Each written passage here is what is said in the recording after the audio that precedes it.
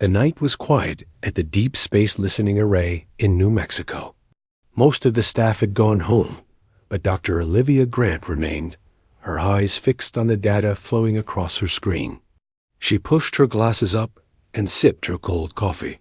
3 years, she had searched the stars for signs of intelligent life. Tonight was no different than any other night, until it was. A pattern emerged in the data stream. At first, Olivia thought it was an error. She ran the sequence again. The pattern remained. Her heart beat faster as she isolated the signal and amplified it. "This can't be right," she whispered to the empty room. The signal was coming from the Epsilon Eridani system, about 10.5 light-years from Earth. It contained a repeating mathematical sequence that couldn't occur naturally. Prime numbers, Fibonacci, sequences, and something else, a complex pattern that looked almost like instructions. Olivia reached for her phone with shaking hands and called her supervisor. 2 days later, the quiet research facility was overrun with government officials, military personnel, and scientists from around the world.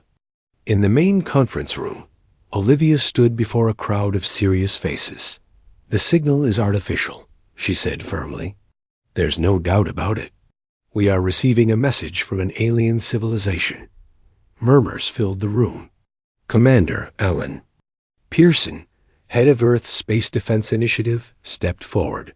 He was tall with gray hair at his temples and a face lined from years of difficult decisions. "And you're sure this isn't some kind of hoax or a misinterpretation of natural phenomena?" he asked. "Positive," Olivia replied. "We've run every test possible. This signal contains complex mathematical concepts that serve as a universal language. And there's more. It appears to be a distress call." The room fell silent. "A distress call?" Commander Pearson asked, his voice lower now. Olivia nodded and pulled up a new set of data on the screen.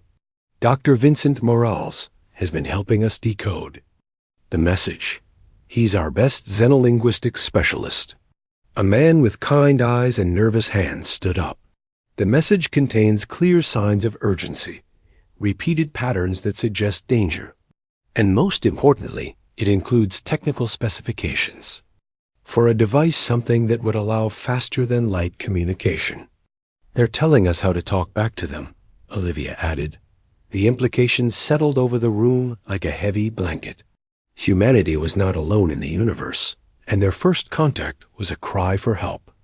The next weeks were filled with heated debates. World leaders argued over what to do. Some wanted to ignore the message, fearing it might be a trap to reveal Earth's location to potentially hostile aliens. Others saw a moral duty to respond. In a private meeting with the United Nations Secretary General, Commander Pearson voiced his concerns. "We know nothing about these aliens. Their biology, their intentions, their concept of morality, all complete unknowns. Responding could put all of humanity at risk." Olivia, who had been invited to provide scientific context, countered, "But what if we were in their position, facing some great danger and sending messages into the void, hoping someone would answer? Wouldn't we want someone to help us?" The debate continued for days. Scientists worked around the clock to understand the specifications in the alien message. Engineers determined that the communication device could be built with Earth's current technology. Finally, after a close vote in the UN Security Council, the decision was made. Earth would answer. The device took 3 weeks to build. It sat in the center of the listening array facility, a strange mix of Earth technology and alien design. Dr. Vincent Morales had worked out a response message, a simple mathematical sequence acknowledging receipt of their distress call, followed by words that had been carefully chosen by a committee of linguists, diplomats, and ethicists. On the day they planned to send the message, the facility was quiet again. Only essential personnel were allowed. Olivia sat at the control panel, Commander Pearson standing behind her. "Once we do this, "There's no going back," he said softly. "We'll be announcing our presence to the stars."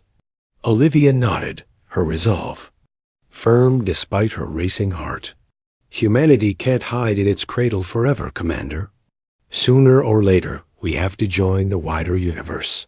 He placed a hand on her shoulder. "I hope you're right, Doctor, for all our sakes."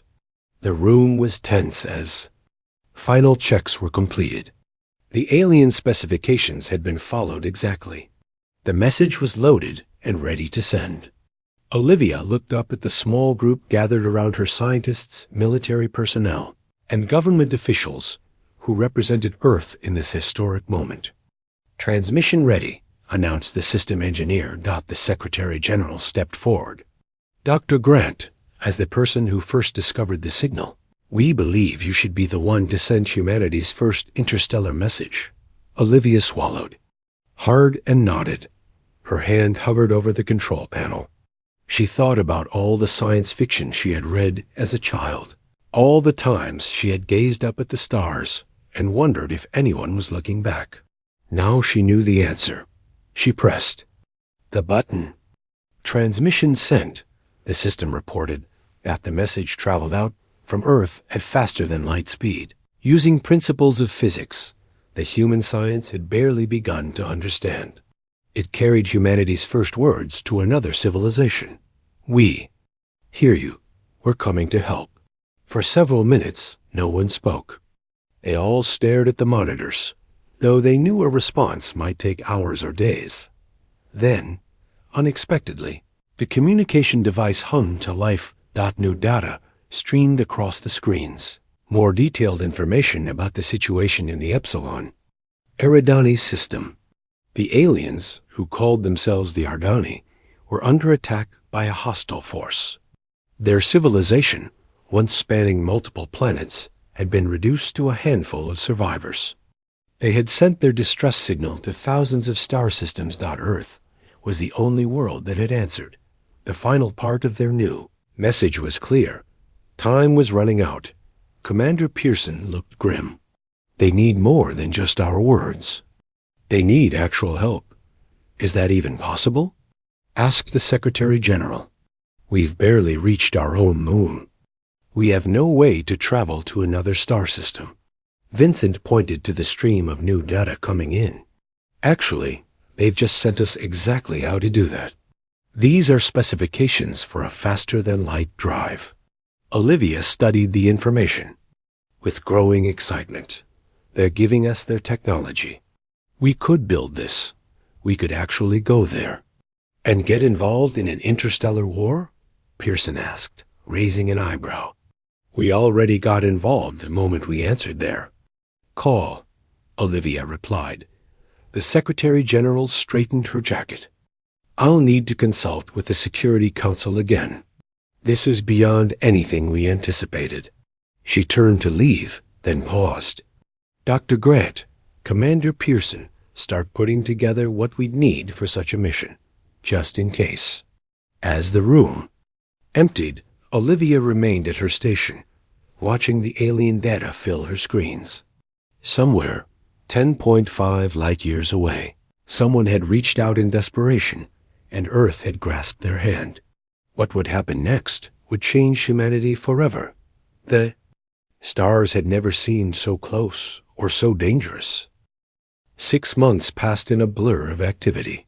Earth's nations, once divided by borders and old conflicts, found a common purpose. Engineers and scientists from around the world worked day and night to build humanity's first interstellar ship using the alien specifications. They named it the Horizon. At the new International Space Command Center in Colorado, Captain Samantha Powell studied the crew manifest on her tablet. As the chosen commander of this historic mission, she felt the weight of responsibility on her shoulders. She had led Navy vessels before, but never a ship meant to travel between stars. "Having second thoughts?" asked a voice behind her. Samantha turned to see Dr. Olivia Grant entering the briefing room. The astrophysicist looked different now, more confident, with a determination in her eyes that hadn't been there before the alien signal changed everything. "Not about the mission," Samantha replied. "Just making sure we have the right team." "The best minds on Earth," Olivia said, sitting down beside her. "Though that might not mean much compared to what's out there." The door opened again, and 3 more people entered. Lieutenant Eric Martinez, a tactical officer with combat experience from the Mars conflict. Dr. Liam Davidson, the engineer who had led the team adapting the alien FTL drive. And Maya Rodriguez, a specialist in international diplomacy now tasked with representing humanity to an alien species. "Our core team," Samantha said, nodding to each of them, "plus 7 more specialists waiting on the horizon. We launch tomorrow. If the drive works," Dr. Davidson said, running a hand through his curly hair. "We followed the Ardani specifications." "Exactly, but there are still so many unknowns." "It will work," Olivia stated with certainty. She had been the strongest advocate for this mission from the beginning. Lieutenant Martinez leaned forward. "And if it does work, we still don't know what we're flying into." The last transmission from the Ardani said their numbers were down to the hundreds. Their attackers, these Vex, have taken over their entire system. "Which is why we're not going unarmed," Samantha reminded him. The Horizon had been fitted with the best weapons Earth could provide, though everyone knew they might be useless against an enemy capable of interstellar war. Maya Rodriguez spoke up, her voice calm and measured. "Our primary mission is contact and aid. We represent all of humanity now. If we can establish peaceful communication with both species, that would be the ideal outcome." They all fell silent, considering the enormity of what lay ahead. They would be the first humans to leave the solar system, the first to meet alien life forms, the first to witness the wonders and dangers of another star system. "We should get some rest," Samantha finally said. "Launch is at 0600. That night, few of them slept well. How could they, knowing what tomorrow would bring?" The launch went smoothly. The Horizon, built in orbit around Earth, was a marvel of human engineering combined with alien concepts. It looked like no ship humans had designed before more organic. In its lines, with the strange FTL drive system integrated into its core dot as they prepared for their first jump to faster-than-light speed, a new transmission came in from Epsilon Eridani. "It's badly degraded," Olivia reported from her station on the bridge. "But I can make out enough. The Ardani, they're saying their main shelter has been breached. They're down to their final defensive position." Captain Powell looked around. At her crew. "Then we don't have time for a test jump. We need to go now." Dr. Davidson looked alarmed. "Captain, we plan to make a short jump first, just to the edge of our solar system. Going straight to Epsilon Eridani without testing. We don't have that luxury anymore." Samantha cut him off. "How long to prepare for a direct jump?"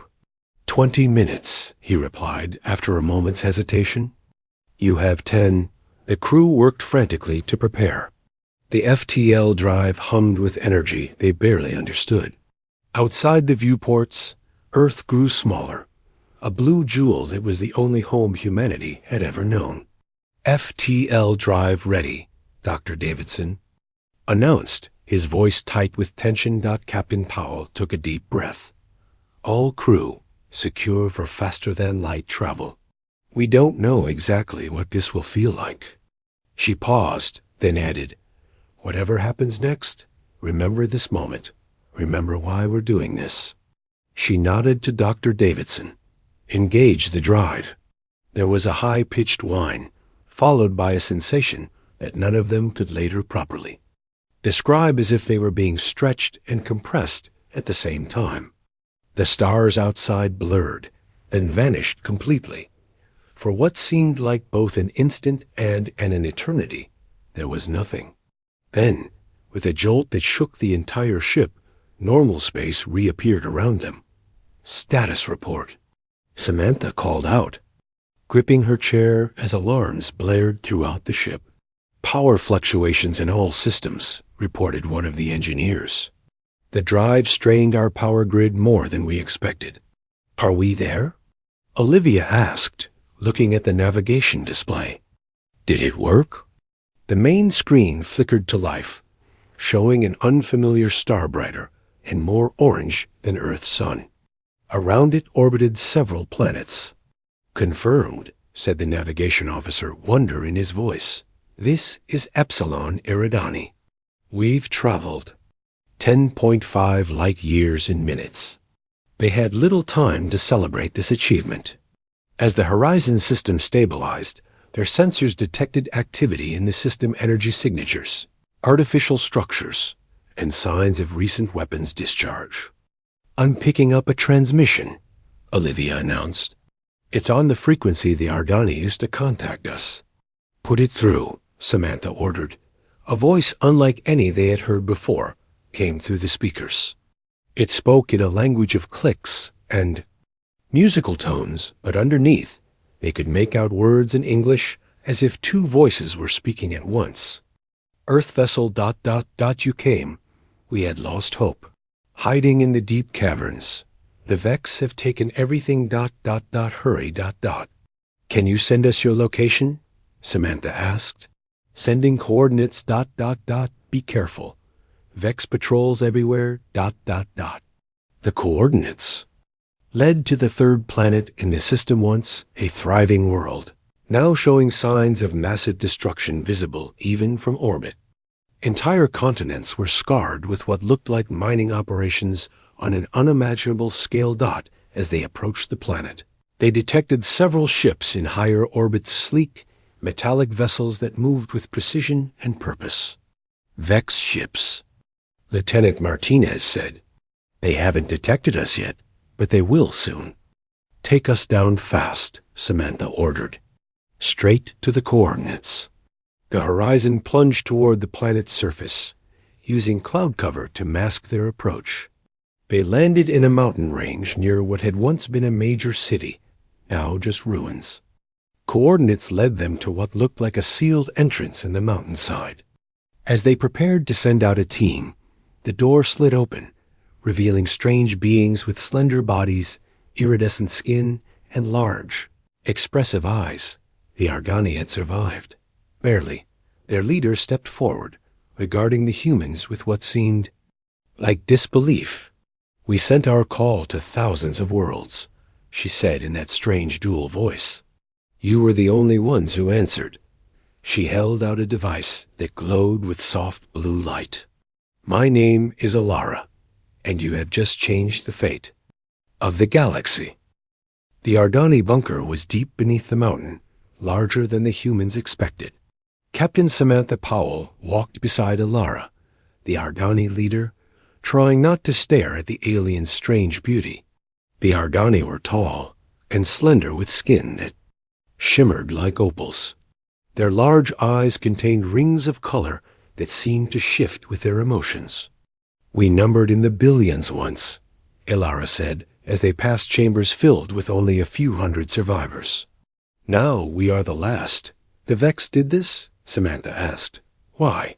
Resources. Efficiency. The Vex see organic life as wasteful. Alara's dual voice, part spoken, part telepathic, carried deep sadness. They were created long ago as servants by another species. They evolved beyond their programming and decided that organic civilizations used too many resources for too little output. Dr. Olivia Grant walked behind them, recording everything on her tablet. You said you sent signals to thousands of worlds. Are there no other civilizations that could help? Alara led them into a large chamber filled with ancient technology. Symbols and images covered the walls, some showing star maps that spanned the galaxy. There was a time when many worlds were connected, she explained. A great federation that lasted for thousands of years. But it collapsed long ago after a terrible war. Many species retreated to their homeworlds. Others went extinct. The Vex have been methodically conquering what remains. And no one fights back? Lieutenant Eric Martinez asked. Some try, none succeed. Alara stopped before a wall covered in strange symbols. But there was a prophecy among our people. That one day, a young species would answer our call. A species with unique traits that could turn the tide against the Vex. The humans exchanged glances. Dr. Grant spoke first. You mean us? Humans? But we've barely left our own solar system. We don't have advanced technology or weapons. Yet you built a faster-than-light ship using our specifications in just 6 months, Elara pointed out. Most species would take years. She touched the wall, and the symbols began to glow. Images appeared, DNA strands, star maps, and what looked like human figures alongside Ardani. There is something else you should know, Elara said. Your species did not evolve by chance. A shocked silence fell over the human group. Samantha finally asked, What do you mean? Earth was seeded with life by the ancient Federation. Humans were specifically engineered, though left to develop naturally. You were a contingency plan, hidden away on a world the Vex would not notice. Until you were ready. Dr. Grant stepped forward, her face pale. That's impossible. We have a complete evolutionary record on Earth. Yes, you were meant to evolve naturally, but from carefully selected starting materials. The Federation scientists who designed you built in certain traits adaptability, creativity, aggression when needed, and most importantly, a unique neurological structure. Before they could ask more questions, an alarm sounded through the bunker. Seth Coleman, the Horizon's communications officer, rushed into the chamber. Captain, we've got trouble. The Vex detected our landing. 3 ships are heading toward our position. Samantha turned to Elara. We need to evacuate your people too. Our ship? Elara shook her head. There are too many of us, and your ship is too small. But there is another way. She held out the glowing blue artifact she had shown them earlier. This is what they want. What they have been searching for. What is it? Samantha asked. A key to an ancient weapon system designed to fight the Vex. They've been hunting for it for centuries. It can only be activated by someone with the right neural pattern, a pattern we Ardani do not have. But you think humans do, Dr. Grant said, understanding dawning on her face. Yes, you were created for this purpose. To one day take up the fight we could not win. Riley Daniels, the ship's doctor who had been studying Ardani biology, spoke up. That's why there are genetic similarities between our species. I've been analyzing the medical scans. We share markers that shouldn't be possible for species from different planets. The bunker shook as something impacted the mountain above them. They're starting to bomb the area, Lieutenant Martinez reported. Samantha looked at the artifact, then at her crew. We don't have much choice. How does it work? Elara held out the artifact. It must bond with a compatible mind. It will be painful at first, as it adapts to your neural pathways. Give it to me, Samantha said, extending her hand. Captain, Martinez protested, we don't know what this will do to you. We don't have time to debate, she replied firmly. If I can help save these people, and potentially our own, I need to try. Elara placed the glowing device in Samantha's palm. For a moment, nothing happened. Then the artifact pulsed with light, and seemed to melt, flowing up Samantha's arm like liquid metal. She gasped in pain as it spread across her body in thin lines, creating patterns on her skin before sinking beneath the surface. Samantha fell to her knees, her eyes glowing with the same blue light as the artifact. She saw visioned star systems, ancient battles, and the rise of the Vex across hundreds of worlds. Captain, Dr. Grant knelt beside her. Are you all right? Slowly, the glow in Samantha's eyes faded, though faint blue lines remained visible beneath her skin. She stood up, steadier than expected. I'm okay, she said, her voice stronger. And I know things now. I can see the defense systems, the hidden bases, the weapons left by the Federation. Another explosion rocked the bunker, closer this time. "We need to move," Samantha said with new authority. "There's an ancient ship hangar 2 levels down." "Enough." "To evacuate everyone." "How do you know that?" Martinez asked. "The artifact showed me." She turned to Ilara. "It's connected to me now. I can feel it in my mind guiding me." Ilara bowed slightly. Then the prophecy was true. "You are the inheritors we have waited for." As they hurried to evacuate the Ardani survivors, Seth Coleman received a transmission from Earth. He pulled Samantha aside to show her. "It's from Command," he said, handing her a tablet. "They've detected unusual activity in our solar system. Multiple objects on the edge of our detection range, moving toward Earth." Samantha felt a chill. The artifact in her mind supplied the answer. "The Vex. They must have backtracked our jump signature. They're heading to Earth." She gathered her crew. "Our mission just changed. We need to evacuate these people, but we also need to warn Earth. They have no idea what's coming." "Can we do both?" Dr. Grant asked. Samantha looked at the faint blue lines now visible under her skin. She could feel the ancient technology responding to her thoughts, showing her possibilities that would have seemed impossible just hours ago. "Yes," she said, "and more. The Vex wanted this artifact because they fear what it can do. It's time they learned that their fear was justified." As the bunker shook with another impact, Samantha's eyes flashed blue once more. "Let's show them what humans do when cornered." The ancient hangar was massive, hidden deep within the mountain.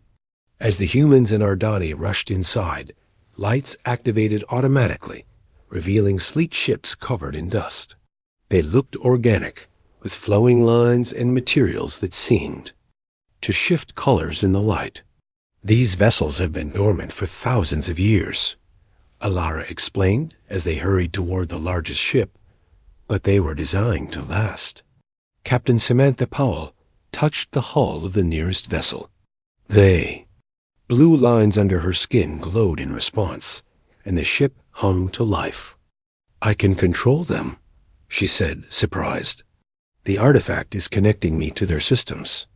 Dr. Liam Davidson examined the technology with wide eyes. "This is incredible. Their power systems are still functional after all this time. We need to move quickly," Lieutenant Martinez reminded them as another explosion shook the mountain. "The Vex are getting closer." Samantha nodded. "We'll take 3 ships. 1 for the Horizon crew to return to Earth with a warning, 1 for me to activate the defense systems, and the largest for the Ardani evacuation. You're not coming with us?" Olivia asked, concerned. "I can't. The artifact has shown me what needs to be done." Samantha looked at her crew with determination. "Lieutenant Martinez will command the Horizon back to Earth, warn them about the Vex, and begin preparations. Dr. Grant, I need you to go with the Ardani. They'll need your scientific expertise to establish a new settlement. Where will they go?" Maya Rodriguez asked. "There's a hidden world," Samantha replied, the knowledge flowing into her mind from the artifact. "A sanctuary created by the Federation. The coordinates are now in the ship's navigation system." As they prepared the ships, Kyle Weaver, the Horizon's pilot, approached one of the ancient vessels. He ran his hand over the controls, which lit up at his touch. "These are incredible," he said. "Somehow I can tell how to fly it without any training." "It's responding to your neural patterns," Ilara explained. "This is why we believed in the prophecy. Humans have a natural affinity for the ancient technology." Within 30 minutes, the 3 ships were ready. The Ardani boarded the largest vessel, with Dr. Grant and Riley Daniels accompanying them. The Horizon crew prepared to return to their ship, while Samantha stood beside a smaller, faster craft. "What exactly are you planning to do?" Martinez asked her. "The artifact has shown me the locations of automated defense platforms hidden throughout. "This system," she explained. "I can reactivate them and use them against the Vex fleet. It should buy you enough time to reach the jump point safely." The lieutenant looked uncomfortable. "That sounds like a suicide mission, Captain." "It's not. I'll be right behind you once the platforms are active." She touched the blue lines now visible across her neck. "This connection.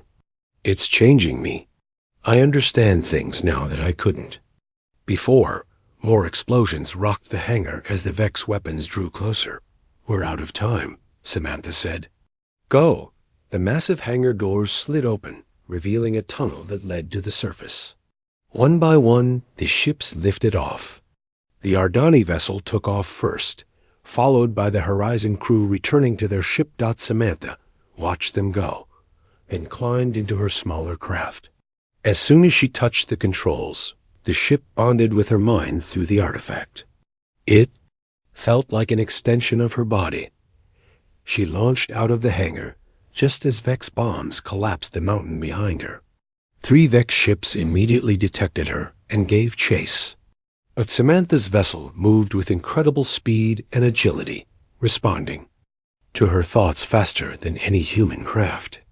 "Let's see what this can really do," she whispered. She accelerated toward space, the Vex ships following. As they cleared the atmosphere, she could see the Horizon breaking orbit on the other side of the planet.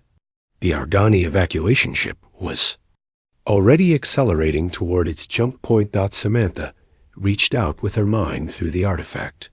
She could sense them now, ancient platforms hidden in asteroid fields and moons throughout the system, dormant for millennia, waiting for the right neural signature to wake them. One by one, she activated the defense systems. Across the Epsilon Eridani system, forgotten weapons platforms hummed to life. Energy signatures flared as powerful weapons.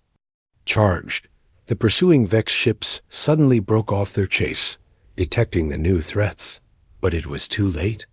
Beams of energy lanced across space, striking the nearest Vex vessel.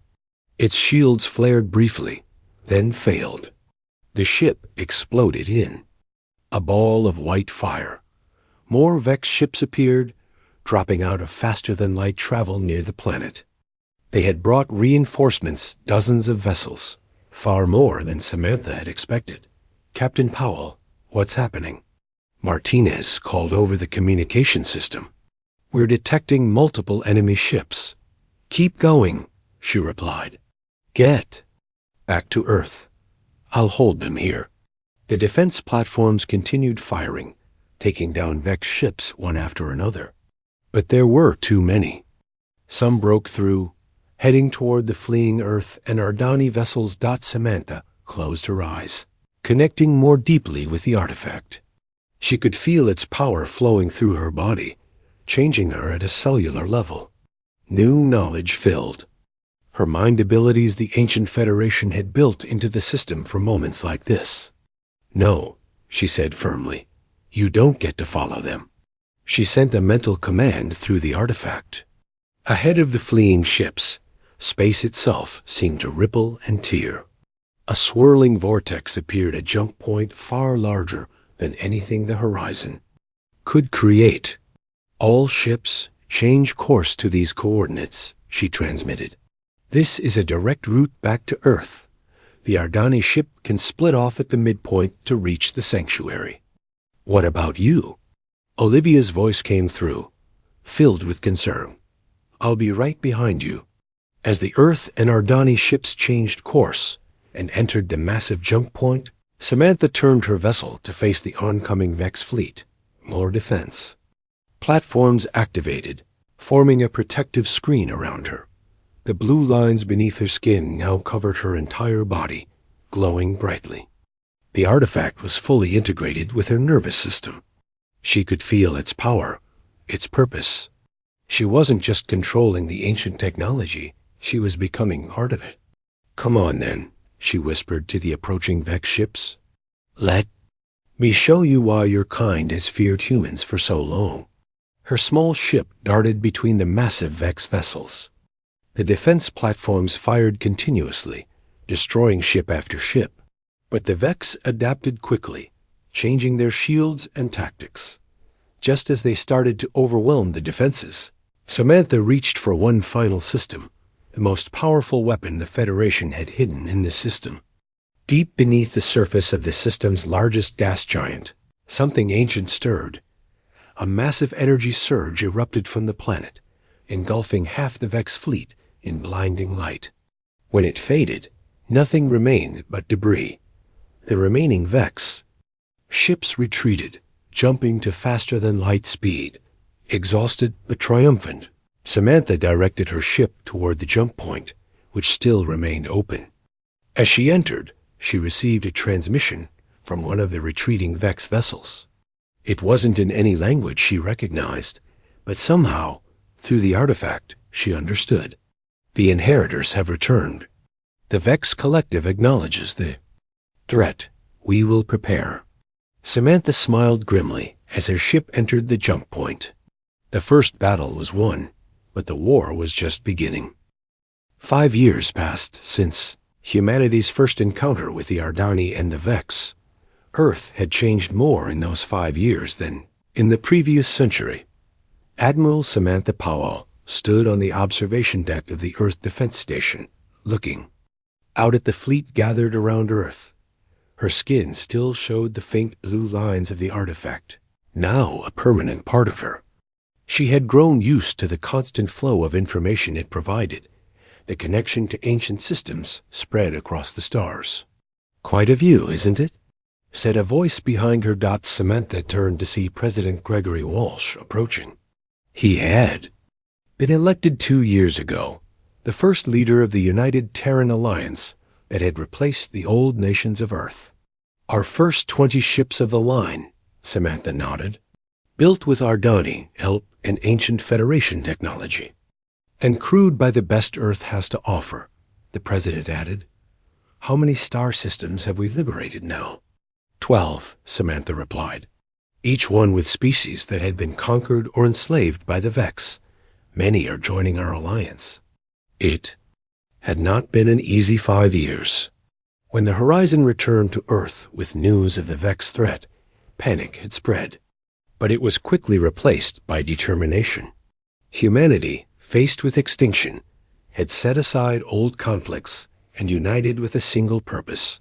The Ardani, settled on their new sanctuary world, had shared their knowledge freely. Dr. Olivia Grant had stayed with them, studying the ancient Federation records and making discoveries that changed humanity's understanding of their own origins. Young officer approached and saluted. "Admiral, Dr. Grant has arrived from Sanctuary." "She's waiting." "In the briefing room," Samantha nodded. "Thank you. We'll be right there." In the briefing room, Olivia waited with several Ardani scientists and representatives from 3 other alien species liberated from Vex control. 5 years ago, she had been an astrophysicist searching for signs of alien life. Now she moved comfortably among beings from different worlds. "Admiral, Mr. President," she greeted them. "We've made a breakthrough in understanding the Federation records." "Something useful for the war effort?" President Walsh asked. "More than that," Olivia replied. "We've discovered the true purpose behind humanity's creation." She activated a holographic display showing DNA strands, star maps, and ancient Federation symbols. The Federation wasn't just fighting the Vex, she explained. They were fighting extinction itself. Their species had become too specialized, too dependent on technology. They were losing the ability to adapt, so they created us? Samantha asked. "Yes, but not just as weapons," Olivia continued. "They seeded Earth with modified life that would evolve naturally, developing traits the Federation species had lost: adaptability, creativity, resilience. Humans were designed to be diverse, with a wide range of abilities and perspectives. The Ardani were supposed to monitor our development," President Walsh said, remembering what they had learned before. "They were more than monitors," one of the Ardani scientists added. "We were meant to be your guides once you reached the stars, but the Vex found us first." Olivia pointed to another part of the display. The Federation knew their civilization was failing. They created humanity as their legacy, a new species that could rebuild what they lost, but better. Samantha felt the artifact pulse slightly beneath her skin, as if confirming this revelation. Before they could discuss further, an alarm sounded throughout the station. A communications officer rushed in. "Admiral, we're detecting a massive Vex fleet approaching the Alpha Centauri system. Over 200 ships. They're finally making their move," Samantha said grimly. She turned to the president. "We need to deploy the fleet immediately." The next hours were a blur of activity as Earth's forces mobilized. The newly completed ships joined veteran vessels that had already fought the Vex in other systems. Samantha took command of the flagship, a massive vessel named Unity that combined human ingenuity with ancient technology. As they prepared to jump to Alpha Centauri, Lieutenant Martinez, now Captain Martinez of his own ship, contacted Samantha. "Just like old times, Admiral?" he said with a slight smile.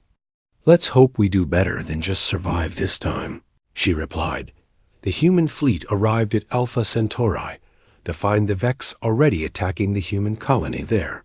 The battle that followed was the largest space conflict humanity had ever experienced. Samantha stood on the bridge of the Unity, directing the fleet with the help of the artifact.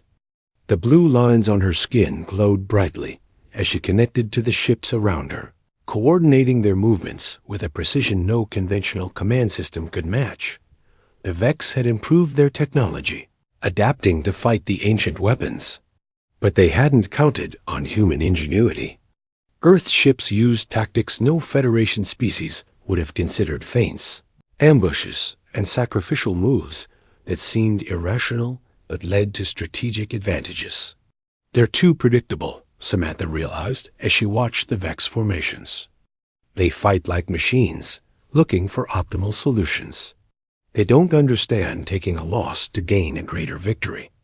She directed the fleet to exploit this weakness, accepting damage to some ships to position others for devastating strikes. Slowly, the tide of battle turned. After 3 days of fighting, the Vex fleet retreated. The human forces had lost 37 ships, but the Vex had lost over 100. It was their largest defeat since the fall of the Federation. As the fleet returned to Earth, Samantha received word that representatives from 27 different species were gathering on Earth. Some were former Vex slaves they had liberated. Others were civilizations that had hidden from the Vex for centuries, but now saw hope in the human alliance. The gathering took place in the new Unity Hall in Geneva. Species of all forms, some humanoid, others vastly different, came together. On humanity's homeworld, President Walsh welcomed them, speaking of a new beginning for all their peoples. As Samantha watched from the side of the stage, an elderly Ardani approached her. It was Ilara, now an ambassador from Sanctuary. "When we sent our distress call into the darkness," Ilara said softly, "we hoped for a response. We never imagined we would find the children of the ancients, ready to rebuild what was lost." "We're not doing this to rebuild an old Federation," Samantha replied. "We're building something new, together, all of us, as equals." Ilara's eyes shifted colors, and what Samantha had learned was an expression of profound emotion. "That is why you succeeded where the ancients failed," she said. "They created you not just to be their heirs, but to be better than they were." As President Walsh invited the representatives to sign the charter of the new Galactic Alliance, Samantha looked out at the gathered species. 6 years ago, humanity had been alone, confined to one solar system, unaware of the wider universe. Distress signal had changed everything. One answer had set in motion events that transformed the galaxy. And this was just the beginning.